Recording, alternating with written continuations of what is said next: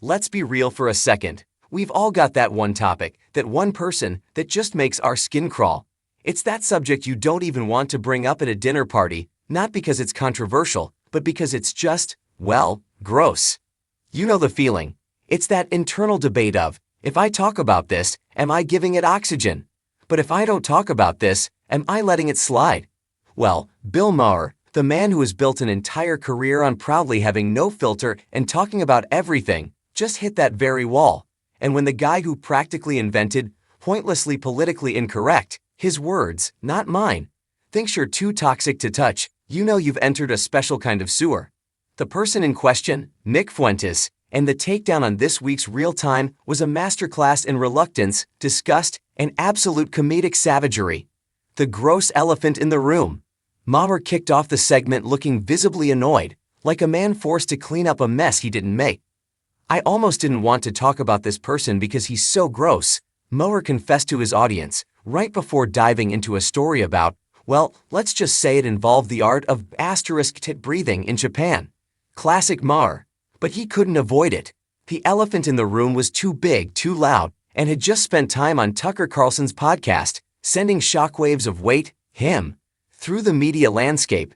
This guy Nick Fuentes, he's what I would call a racist, Maher declared, not mincing a single word.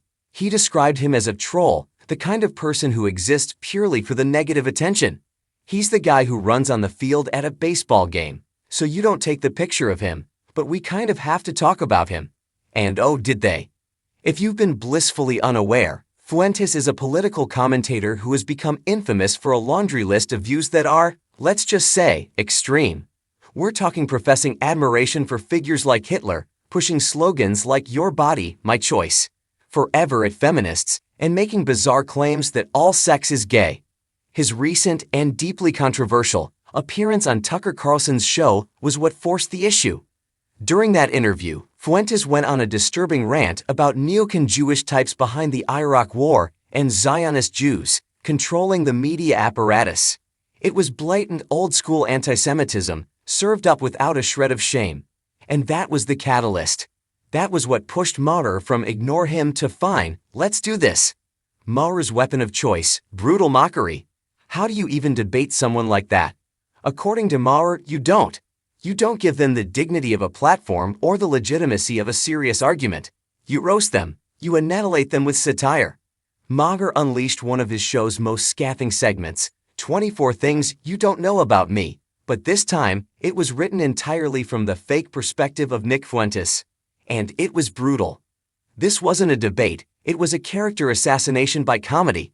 The alleged details Maher's team unearthed were designed to hit every single one of Fuentes' talking points, his public persona, and his own bizarre contradictions.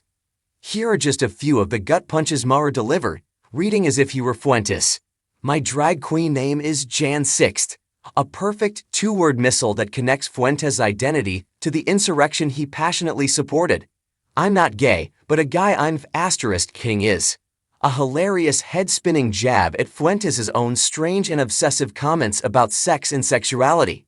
I once called icy on the part of me that is Mexican, a joke that brilliantly skewers the cognitive dissonance of being a white nationalist leader who is, himself, of Mexican descent. But the one that absolutely floored the audience, the one that's a pure, uncut moment of comedic savagery? Kanye once asked me if I was off my meds. Just let that sink in. When Kanye West, a man who has had his own incredibly public, damaging, and notorious anti-Semitic meltdowns, is being used as the yardstick for sanity, you know you've lost the plot. It's a joke that says, even the person you think is the most out there thinks you are unstable. It's brilliant, it's horrifying, and it was the most devastating critique of the night. The O'Reilly conundrum, to platform or not to platform. What made the entire segment even more surreal was the guest sitting right next to Maher, Bill O'Reilly.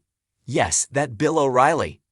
After the segment wrapped, O'Reilly, in his classic confrontational style, turned to Maher and asked the question on everyone's mind. Why hasn't he had Fuentes on Real Time? Maher's response was immediate and firm. That's a bridge too far for me. He's just a troll. He's not sincere. It's just gross. I didn't even want to talk about him tonight.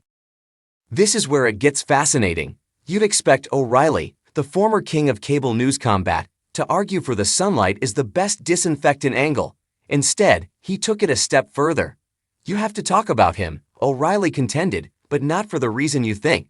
Because he broke through the media noise. But platforming him? Inviting him on a show?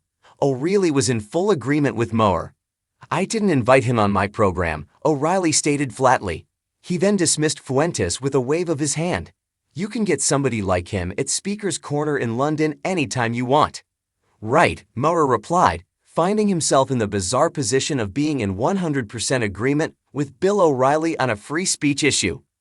O'Reilly then drove the point home, gesturing to the real-time crowd. So, why would you have him and waste all these nice people's time? The audience erupted in applause. And that right there is the million-dollar question. In a world where engagement is everything, we're left wrestling with a deeply uncomfortable problem. When does platforming a troll stop being about exposing them and start being about amplifying them? Maher, for his part, seems to have found his answer. He doesn't want to debate the gross. He doesn't want to waste his audience's time. He just wants to mock it until it evaporates. It's a bold strategy, and as we all saw, it's one that draws a line in the sand so dark and deep that, for a fleeting moment, it can even unite Bill Maher and Bill O'Reilly on the same side. And if that doesn't tell you how toxic Nick Fuentes is, nothing will.